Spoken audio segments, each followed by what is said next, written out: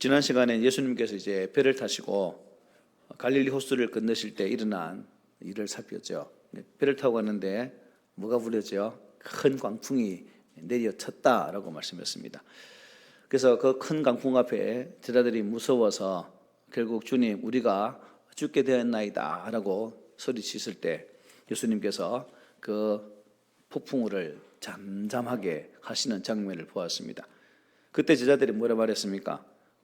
놀랍고 두려워하면서 그가 누구이기에 바람과 물을 명함에 순종하는가라는 말씀으로 그 이직의 놀라움으로 반응했던 모습을 보았습니다. 자연까지도 다스리시는 신적 능력을 가리신 예수 그리스도, 놀라는 제자들을 보시면서 주님 한마디 하셨죠.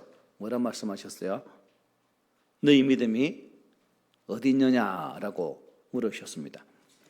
이 질문은 예수님께서 기대하시는 믿음의 수준이 어느 정도인지를 우리가 짐작할 수 있는 말씀이죠. 생사가 오락가락 하는 상황 속에서도 우리의 인생의 힘을 의지하지 않고 오직 만물의 주권자이신 그 하나님을 의지하기를 원하는 그 믿음. 우리의 삶의 자리에 불안이 있고 두려움이 있을지라도 그 두려움 가운데서도 우리의 생사복을 주장하시는 하나님께 우리의 시선을 고정하기를 원하시는 그 믿음, 그것을 우리 주님께서 바라시고 있다는 사실이었습니다. 참 우리가 믿는 하나님, 우리가 주님으로 이 고백하는 예수님은 우리의 삶의 모든 것을 주장하시고 지금도 우리의 삶의 모든 걸음을 붙드시고 인도하시는 분이십니다. 바라기는 어떤 상황에 처하더라도 두려움에 빠지거나 또 불안해하지 말고 오직 주님이 누구와요? 나와 함께 하심을 믿고 신뢰할 수 있는 그 신앙으로 승리하는 우리 모두가 되기를 소망합니다. 그렇게 해서 호수를 무사히 건넌 예수님께서 어디에 도착하신 거죠? 그라사인, 지난 여기 동그라미 안에 저 동네에 이제 예수님께서 도착을 하게 됩니다. 갈릴리 호수 동쪽에 위치한 이 지역은 이방인들이 사는 지역입니다. 여러분, 유대인들은 돼지를 먹습니까? 돼지고기 먹지 않죠. 당연히 그러면 돼지도 사육하지 않는다는 결론이 내게 됩니다. 결국 이 지역은 유대인들이 사는 지역이 아니라 이방인들이 사는 지역이다라고 우리가 단정지어서 말을 할 수가 있습니다. 예수님과 제자들은 결국 유대인이 없는 곳, 이방인이 있는 곳까지 가셔서 하나님의 복음을 전파하기를 원하셨다는 것을 이 내용을 통해서 우리가 볼 수가 있습니다. 거기에서 이제 누굴 만납니까? 귀신 들린 한 사람을 만나게 됩니다. 오늘 보면 27절에 이렇게 말씀하죠. 예수께서 육지에 내리심에 그 도시 사람으로서 귀신 들린 자 하나가 예수를 만나니 그 사람은 오래 옷을 입지 아니하며 집에 거하지도 아니하고 무덤 사이에 거하는 자라함을 합니다. 자, 귀신 들렸다. 이게 무슨 의미일까요? 악한 영에 의해서 사로잡혀 사는 자이다 라고 이렇게 해석할 수 있습니다. 귀신은 본래 천사장 루시퍼였던 사탄이 하나님을 거역하고 타락할 때 함께 타락해서 쫓겨난 악한 천사들이 누구예요? 바로 이 귀신들입니다. 그러니까 영적인 존재죠. 어떤 의미에서 우리보다 힘이 세다라고 볼 수가 있습니다. 유다서 6절에 보면 이렇게 말해요. 자기 지위를 지키지 아니하고 자기 처소를 떠난 자들, 천사들. 하나님께서 명하신 그 자리에서 자신들의 위치를 지키지 아니하고 하나님께 반역함을 통해서 그 자리를 떠난 자가 바로 사탄 귀신이다라고 유다는 말을 합니다. 이들을 성경에서는 악한 영들, 귀신들이라고 부르게 됩니다.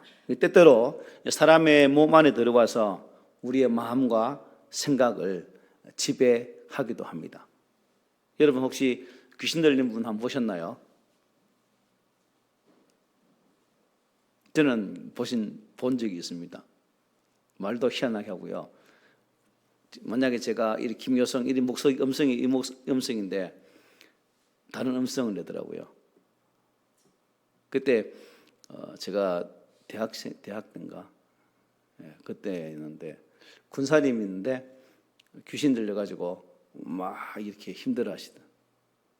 그 성도들이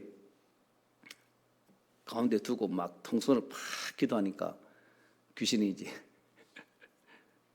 발광 치면서 나가는데요. 나는 죽이려고 다시 들어오기다 하면서 나가는 장면을 지금도 생각하면 머리가 쭈뼛쭈뼛습니다.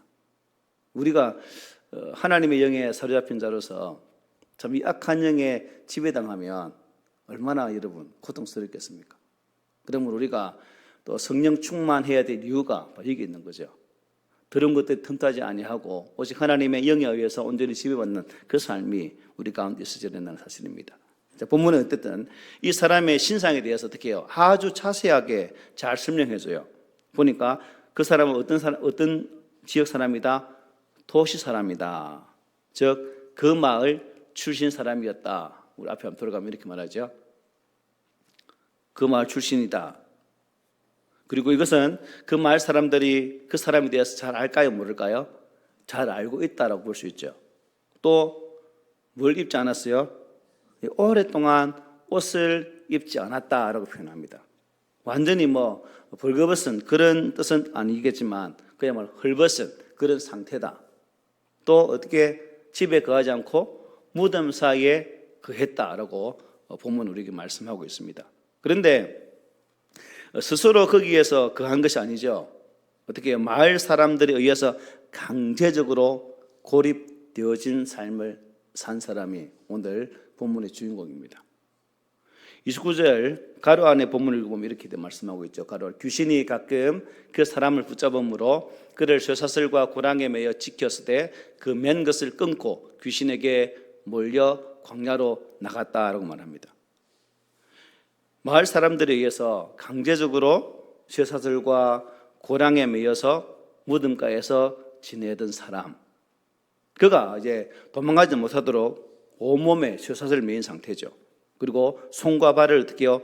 쇠고랑으로 이렇게 차여진 그런 상태입니다. 그러고도 모자라서 어떻게 했다고요? 그 사람을 지켰다는 겁니다. 지켰다는 겁니다.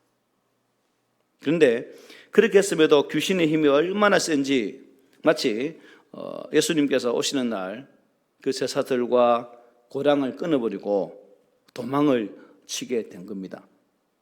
귀신들의 농락으로 그야말로 강력한 힘이 생겨서 이 쇠사슬을 끊었으나 여러분 인간의 몸을 지닌 그의 몸은 어떻게 될까요?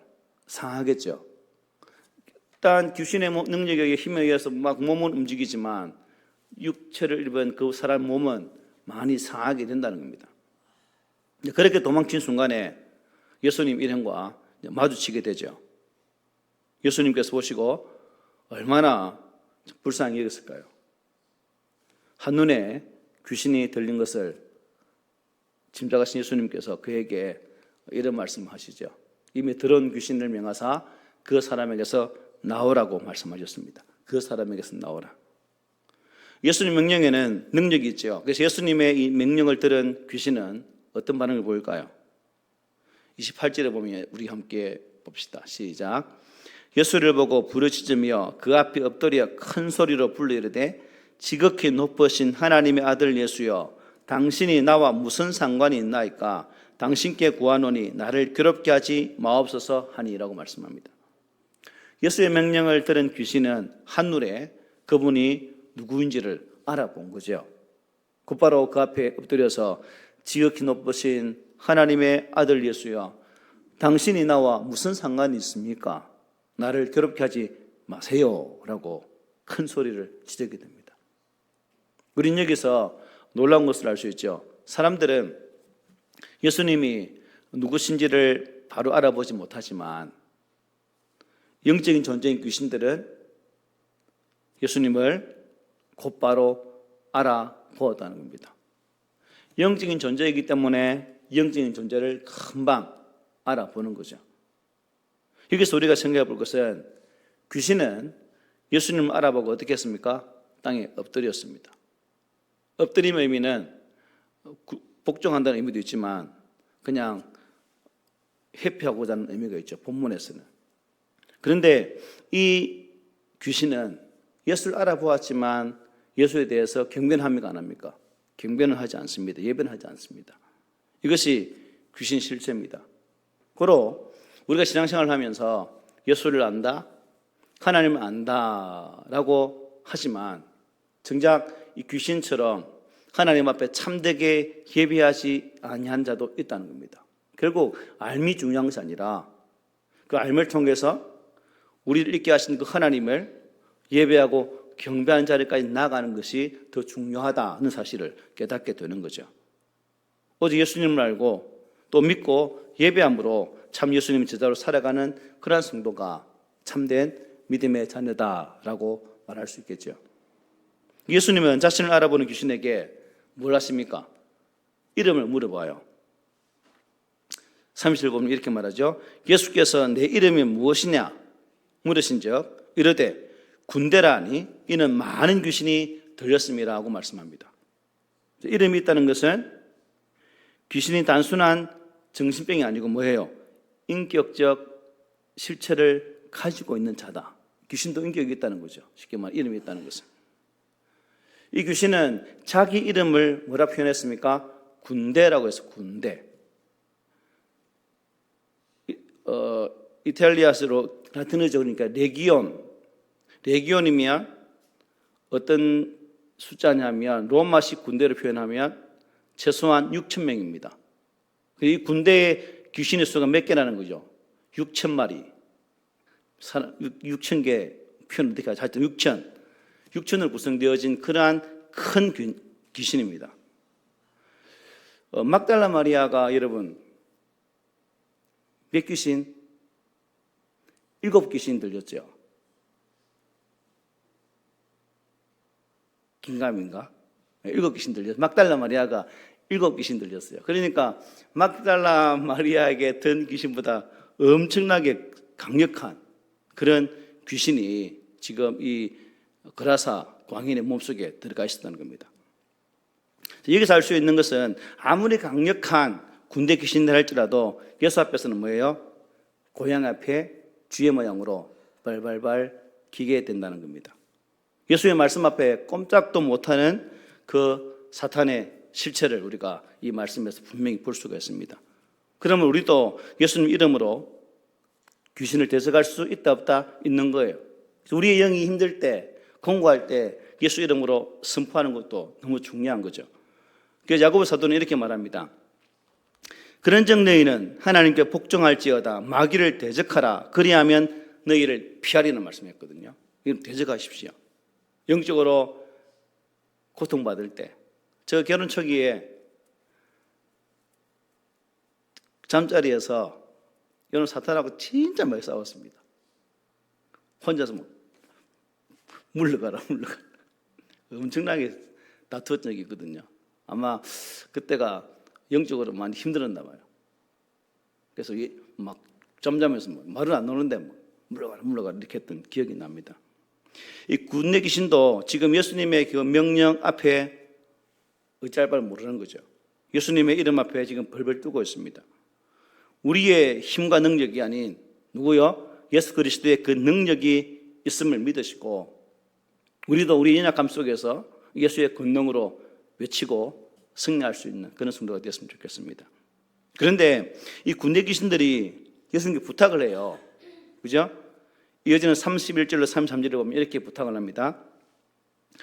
무주경으로 들어갈 하지 마시기를 간구하더니 마침 그곳에 많은 돼지떼가 산에서 먹고 있는지라 귀신들이 그 돼지에게로 들어가게 허락하심을 간구하니 이에 허락하시니 귀신들이 그 사람에게서 나와 돼지에게로 들어가니 그 떼가 피탈로 내리더라 호수에 들어가 몰사했다라고 말합니다.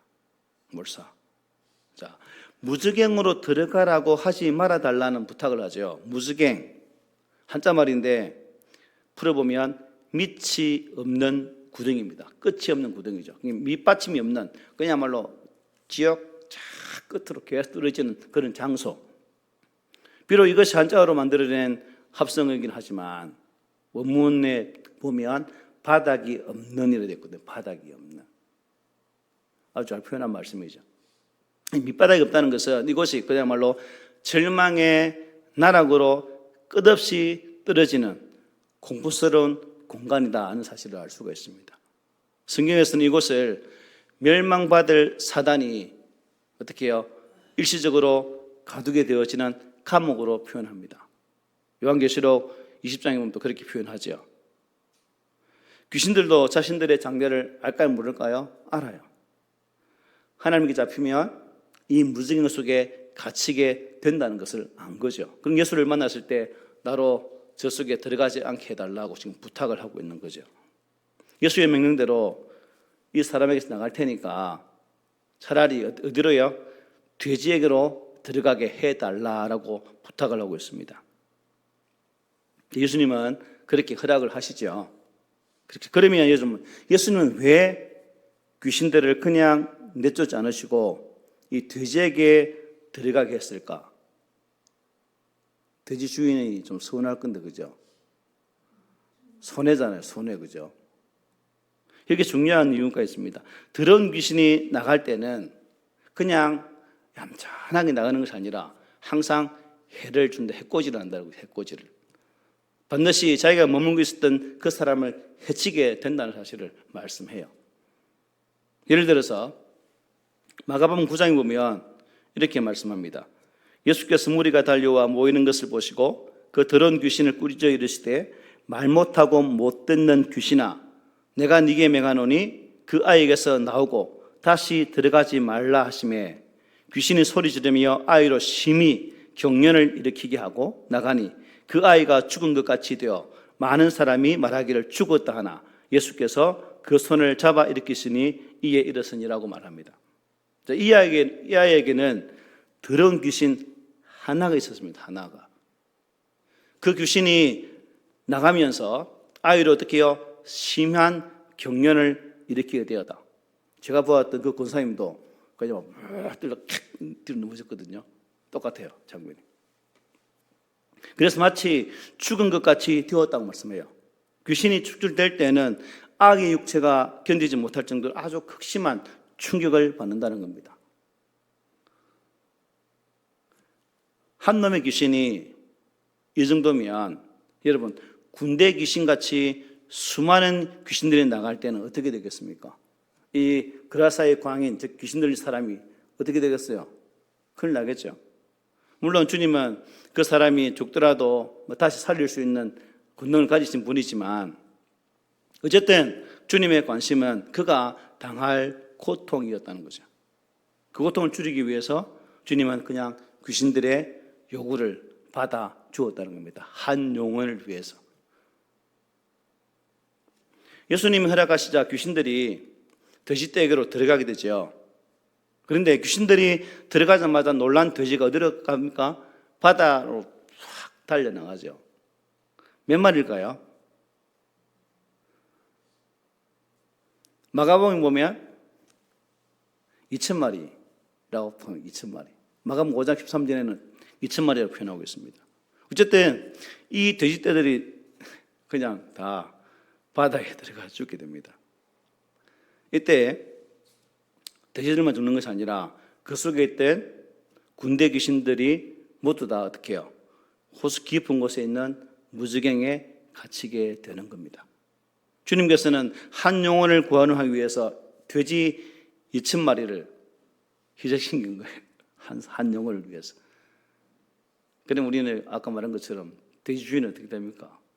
이렇게 말할 수 있는데 일단 그거는 제거되고 한 명의 영혼을 살리기 위해서 이렇게 하고 있습니다.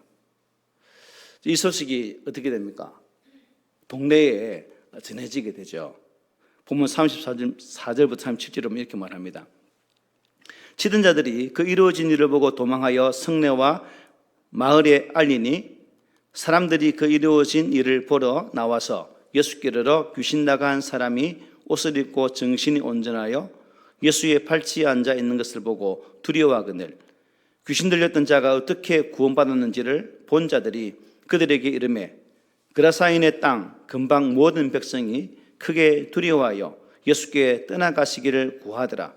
예수께서 배에 올라 돌아가실세라고 말합니다.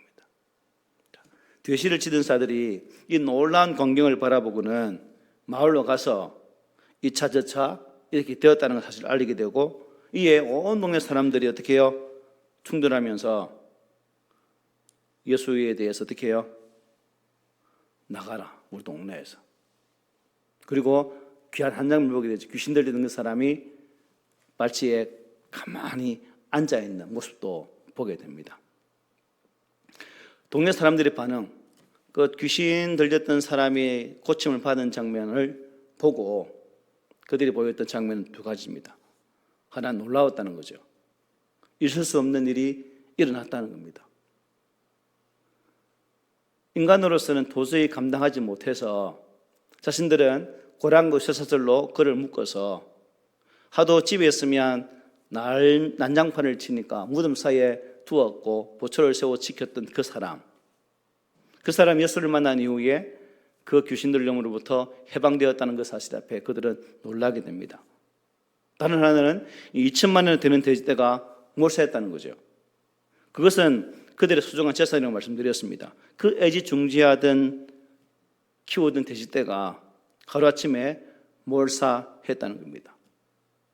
만약에 내 돼지떼가 몰사하면 우리가 휙 돌아보지 않겠어요? 완전 돌아버리죠. 자, 그럼 여러분, 그들은 이 사실 앞에 뭘 선택합니까? 크게 두려워해서 예수에게 떠나가시라 라고 말을 하게 됩니다. 그들은 귀신 들리던 사람이 귀신으로부터 해방되어서 참 치유받은 그 사실을 함께 기뻐하기보다는 자신들이 가지고 있는 그 재산의 잃어버림에 대한 반응으로 예수를 떠나가게 했다는 겁니다. 귀신 들린 한 사람보다 물질이 더 중요했고, 귀신 들린 사람보다 그 사람 회복보다 자신이 가지고 있던 재물이 귀했기 때문에 이 귀한 회복의 자리에서 함께 기뻐하지 못하고 그 기쁨의 주체이신 예수 그리스도를 내몰아내는 그러한 결과를 가져오고 말았습니다. 우리가 살아가면서 오늘 돼지떼의 주인들, 이 고라사 마을의 주민들이 보여주고 있는 이 모습, 아마 여러분들도 예수 믿으면서 예수 믿으면 잘 된다는 의미에서 예수 믿으면 우리의 삶의 문제가 해결된다는 그러한 소리를 듣고 또 그것 때문에 간혹 교회를 찾아와서 등록하여 신앙생활을 하기도 합니다.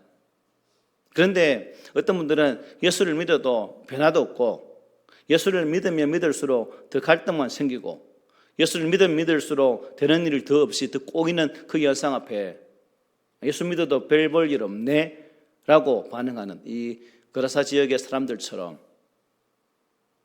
무언가 이익이 있고 무언가 얻어지는 것이 있으면 그 속에서 예수가 참 우리에게 은혜를 주시나 보다라고 생각하고 다른 보이지 않는 은혜가 주어질 때는 그런 것을 느끼지 못할 때가 참 많다는 겁니다. 결국 그들의 이 부탁에 예수는 거라사인 지역에 더 머물지 않으시고 배를 타고 돌아오시게 되죠. 우리 하나님은 한 생명을 천하보다 귀하게 여기시는 분이십니다. 오늘 우리 예수 믿는 사람들에게 있어서 동일하게 되겠죠. 저와 여러분 또한 우리 크리스찬들이 한 사람의 소중함, 한 영혼의 그 소중함의 가치를 안다면 한 영혼을 구원하기 위해 우리의 삶이 어때야 되는가?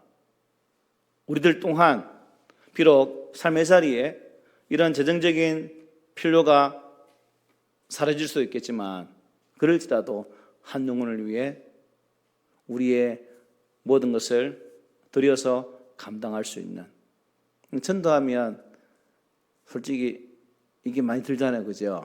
돈이 많이 들어요. 어떤 분은 돈이 많이 들어서 전도 안 한대요. 많이 들긴 많이 듭니다. 어쨌든 여기 본문에도 예수님께서 거라사인 광인을 고치기 위해서 2,000마리의 돼지떼가 몰사하는 그러한 관계로 이어지는 것을 보게 됩니다. 우리가 한 생명을 천하보다 귀하게 여기는 삶을 살아가게 되어질 때 우리 또한 내게 있는 것이 잠시 나의 품을 떠난다 할지라도 아까워하는 것이 아니라 그 속에 하나님의 뜻을 발견할 수 있는 그런 믿음이 있다면 우리 하나님을 얼마나 기뻐하시겠습니까? 자, 그러면 여러분, 이 귀신 나간 사람이 어떻게 되죠? 오늘 보면 38절 39절 볼게요. 귀신 나간 사람이 함께 길을 구하였으나 예수께서 그를 보내심에 이르시되 집으로 돌아가 하나님이 너에게 어떻게 큰 일을 행하셨는지를 말하라 하시니 그가 가서 예수께서 자기에게 어떻게 큰 일을 행하셨는지를 온 성내에 전파하니라 말씀합니다. 귀신 나간 사람이 예수께 주님, 당신과 함께하기를 원합니다 라고 간청을 하게 됩니다. 어찌 보면 이것은 지극히 또 당연한 자연스러운 반응일 수도 있어. 그죠? 은혜 받았기 때문에 그 은혜에 대한 반응으로 은혜 주신 그분과 함께하기를. 막달라 마리아 그 대표적인 인물 아닙니까? 예수께서 마지막 십자가 죽기까지 계속 따라다녔던 그 예의 모습을 보지 않습니까? 그런데 주님은 그 사람이 함께 있다는 것을 허락지 않으셨죠. 오히려 집으로 돌아가서 하나님이 너에게 어떻게 큰 일을 행하셨는지를 말하라, 즉 전파하라고 그에게 권면하시며 가정으로 돌려보내게 됩니다. 그것이 예수님께서 바로 그 거라사인 지역에 오신 목적이다 하는 것이겠죠. 그 한 영혼을 구원하시고 그 한 영혼을 구원하셔서 그 영혼을 통해서 그 지역 속에 하나님의 거룩한 복음이 전파되기를 원하셨던 뜻이 계셨다는 사실입니다.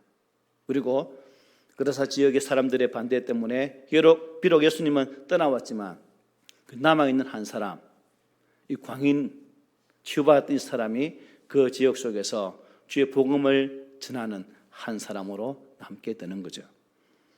실제로 여러분 우리가 이것을 보면서 하나님께서 우리의 여러 가지 연약한 모습 속에서 참 왜 나만이라고 말할 수 있겠지만 또 본문을 보면 이 귀신 들렸던 사람이 고침을 받고 그 지역 속에서 홀로 남아서 복음을 전하는 이 모습 또한 우리에게 주는 교훈이 있다라고 생각됩니다. 여러분이 살아가는 삶의 자리에 또 내가 살아가는 그 삶의 자리에 홀로 남겨진 듯한 그러한 것이 있을지라도 하나님께서는 함께 하시고 또한 우리의 삶의 자리에서 우리가 예수 믿는 자로서의 분명한 모습을 드러내기를 원하시는 것이 하나님의 분명한 뜻이다는 것 또한 깨닫게 됩니다. 오늘 우리는 십자가의 은혜를 먼저 깨닫는 사람으로서 또한 우리 스스로가 고백하기를 나는 예수로 말미암아 구원받은 사람이라고 자인하는 성도라면 이제 우리가 이 거라사 광인이 보여주는 이 모습, 나의 삶의 자리에서 나를 있게 하시고 나를 구원하신 그 하나님이 내게 행하신 큰 일을 나타내라고 말씀하시는 주의 말씀이 곧 우리에게 주시는 말씀이라는 겁니다. 내가 받은 은혜, 그 은혜가 크든 적든 그 은혜를 우리 삶의 주변에 나타내고 말할 수 있는 그런 모습이 우리의 모습이 되어야 되겠죠. 바라기는 이 귀신 당한 사람처럼 우리의 삶의 현장에서 나의 변화되어진 삶, 내가 예수를 믿고 난 이후에 어떠한 삶으로 변화되었습니다라는 그 신앙의 간증의 말씀들을 나를 가장 잘 아는 사람들, 또 나와 가까이 있는 사람들에게 먼저 이러한 고백을 드린다면, 이러한 변화의 은혜를 함께 나눈다면 그 사람에게도 이 하나님 은혜가 임하지 않겠습니까? 한 영혼을 귀하게 여기고 그 한 영혼에게 우리 모두가 예수님의 그 은혜의 사랑을 나타낼 수 있는 그런 자리까지 나아간다면 바로 오늘 본문이 우리에게 증거하는 말씀의 이유라 하겠습니다. 그러므로 저와 여러분들이 언제나 이 십자가 은혜를 기억하고 또 성령의 도우심을 간구하면서 내게 주신 이 마지막 주님의 명령들을 신실하게 감당할 수 있는 그런 은혜가 우리 모두에게 있기를 소망합니다. 아멘.